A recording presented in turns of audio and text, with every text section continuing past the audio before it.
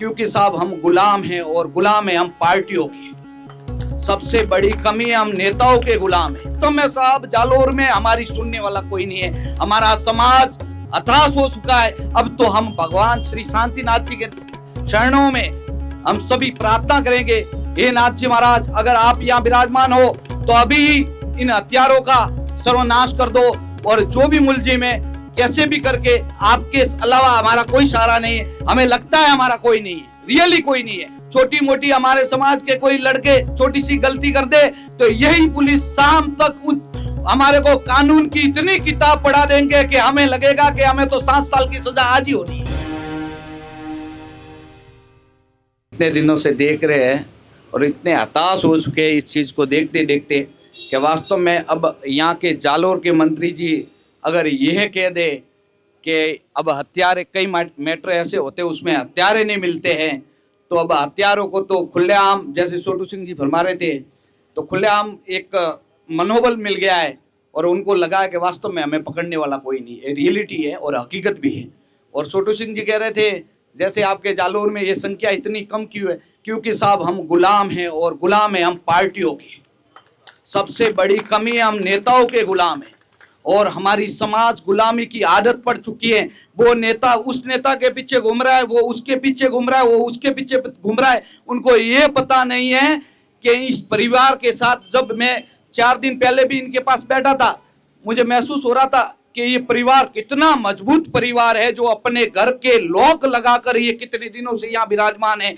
अगर आपके घर आप शाम तक नहीं पहुंचोगे तो आपको कितना दुख होता है। आपके परिवार वाले कितने याद करते हैं, छोटे छोटे बच्चे यहाँ के बैठे, किंतु इनका सुनने वाला कोई नहीं है। वास्तव में साहब जालोर में हमारी सुनने वाला कोई नहीं है। हमारा समाज हताश हो चुका है और इस विषय को देखते हुए तो हमें ऐसा लगता है कि पुलिस प्रशासन और हम सबको पता है कि ये हत्या हुई है। अगर हत्या हुई है तो हत्यारा कहाँ है?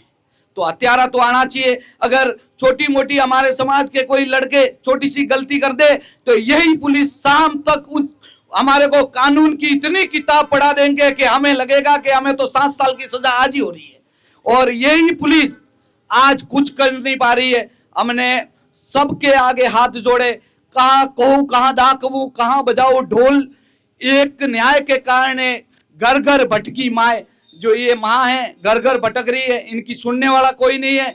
और आज हम खाली यहाँ आते हैं बातें करते, मैं तो कहना चाहता हूँ कि इन नेताओं के सामने हमने जो हाथ जोड़े, ये अधिकारियों के सामने जो हाथ जोड़े, अब किसी के सामने हम हाथ नहीं जोड़ेंगे, क्योंकि हमें पता है हमें न्याय देने वाले नहीं है। अब तो हम भगवान श्री शांतिनाथ जी के चरणों में हम सभी प्रार्थना करेंगे, हे नाथ जी महाराज, अगर आप यहाँ विराजमान हो तो अभी ही इन हत्यारों का सर्वनाश कर दो, और जो भी मुलजिम है कैसे भी करके, आपके अलावा हमारा कोई सहारा नहीं है। हमें लगता है हमारा कोई नहीं है, रियली कोई नहीं है।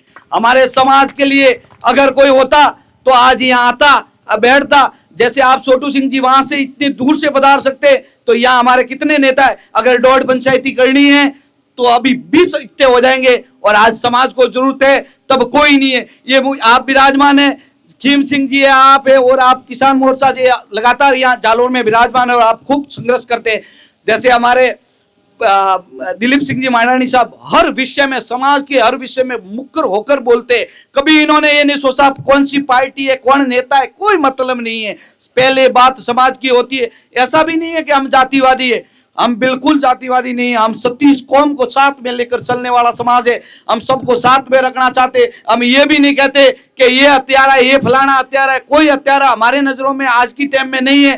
जो भी हत्यारा है पुलिस ला के दे दे, हम खुश हैं। हमें नहीं तो कुछ चाहिए, हमें तो खाली एक न्याय चाहिए, और न्याय दिलवा सकते हैं नाथ जी बावसी। जय नाथ जी बावसी। धन्यवाद।